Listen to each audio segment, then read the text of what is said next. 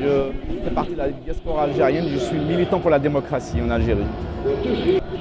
Est-ce qu'on peut parler de la femme algérienne sans parler de la femme maghrébine?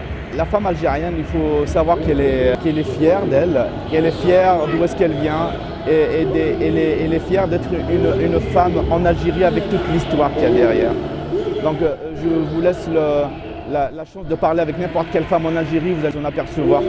Mais malheureusement, la femme algérienne et maghrébine aussi, elle doit se battre contre deux monstres.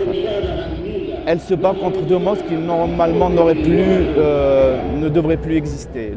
Il y a un monstre qui est le paternalisme ambiant, le machisme ambiant de la société en général, mais pas qu'en Afrique, et pas qu'en Maghreb, et pas qu'en Algérie, même en Europe, bien évidemment, à moindre mesure, certes.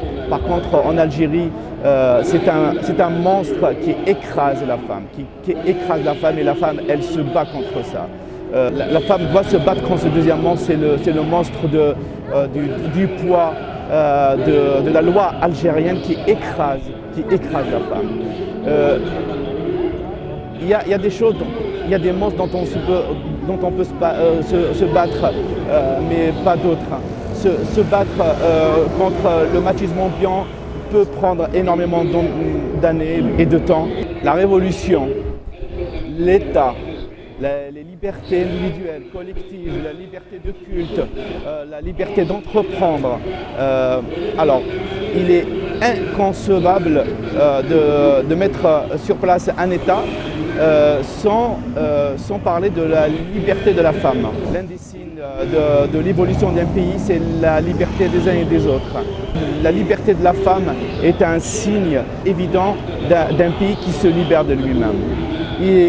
Il est temps de donner, c'est peut-être de la tautologie, mais il est temps de donner le droit à la femme d'entreprendre, de louer, de créer, d'innover, d'être libre.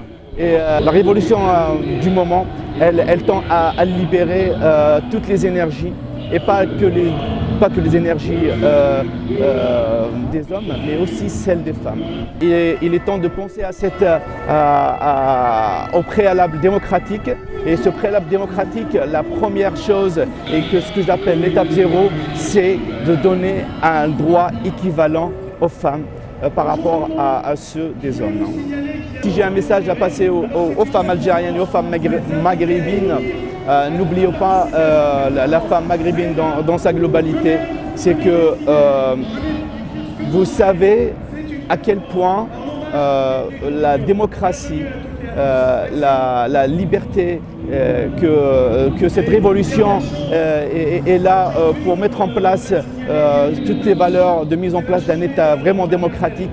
Vous savez à quel point c'est important et pour les femmes et pour les hommes et pour tout État souverain. Donc il est temps d'y aller vers ça. Liberté pour toujours et partout.